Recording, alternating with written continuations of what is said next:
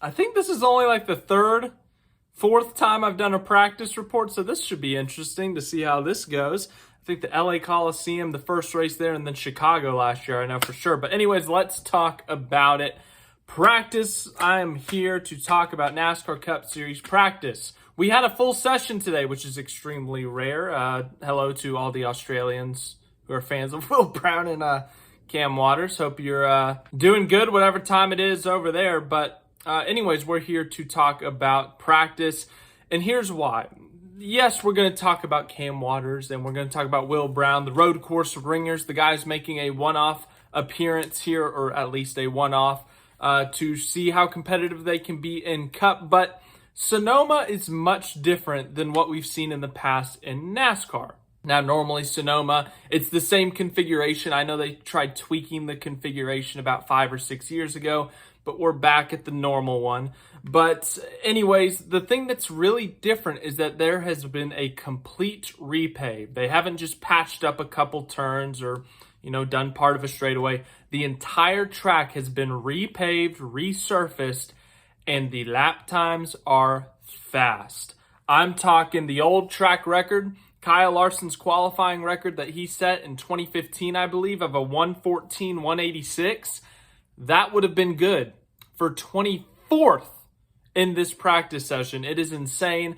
The new pavement, the new surface, it's super grippy, super fast, how much faster it is. And, that's what we expected coming into this weekend, but it has been an extremely fast track. Ryan Blaney, though, was fastest in practice. Of course, qualifying is tomorrow. Qualifying is where it matters. Especially in this next-gen car where it's so difficult to pass on the road courses nowadays, and Sonoma being a track that is historically difficult to pass at. So qualifying will be important tomorrow. But Ryan Blaney, fastest in first practice. He's got a road course win, the Roval in 2018. But Will Brown was actually third in practice in this session. A really good session for him. RCR Chevy, as I had said in last week's live stream, I believe.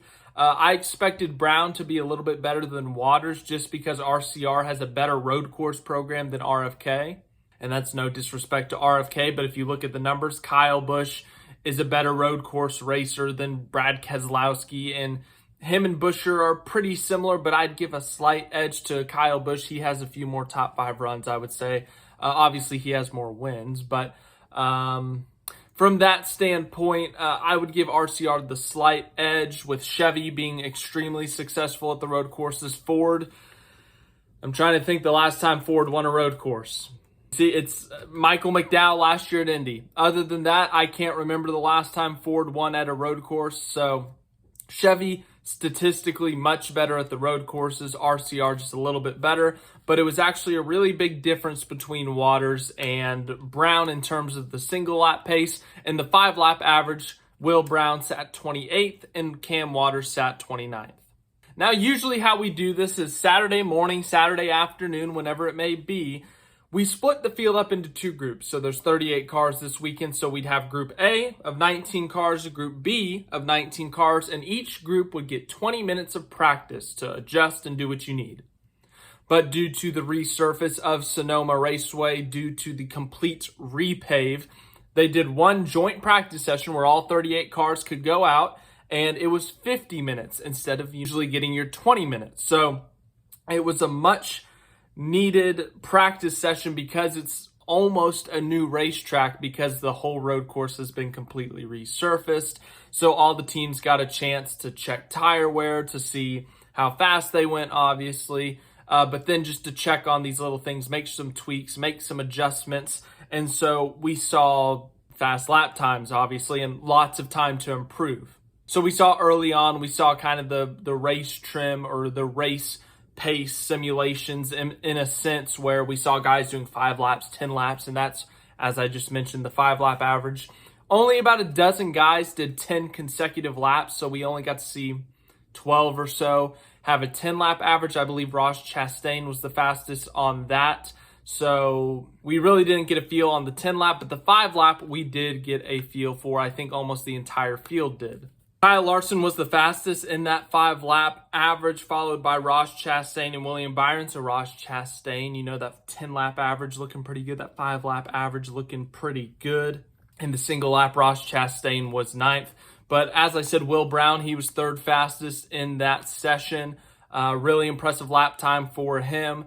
Really impressive run for him. Kept it clean, did good. As I said, 3rd fastest. That'll be really important for qualifying tomorrow. I'm curious to see how he adapts. And that was one thing coming into this weekend that was talked about for both Waters and Brown. We'll get to Waters here in a minute. But that was one thing that was talked about a lot coming into this weekend, is that all these Cup Series guys, almost all of them, if not all, have raced at this racetrack before. It's been at NASCAR forever. And we look at SVG last year at Chicago, and that was a track that no one had been to.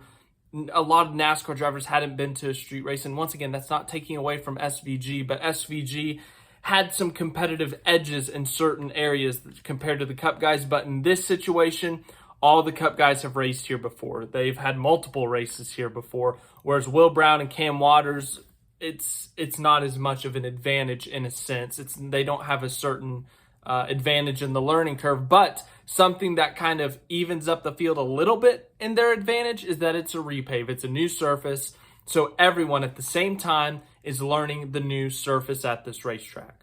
As for Cam Waters, though, it was a much tougher session.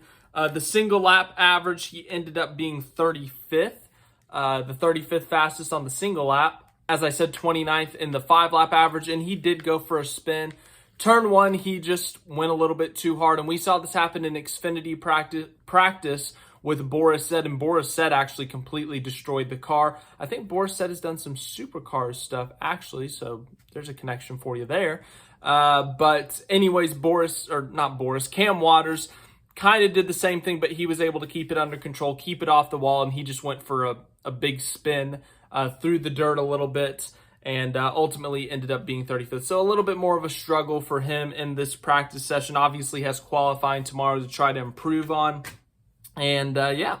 As for your results, your top 5 was Ryan Blaney, Ty Gibbs, Will Brown, Alex Bowman, and Chase Elliott. Some other significant ones. Michael McDowell, you see there in 6th. Zane Smith in 8th. Really good for him.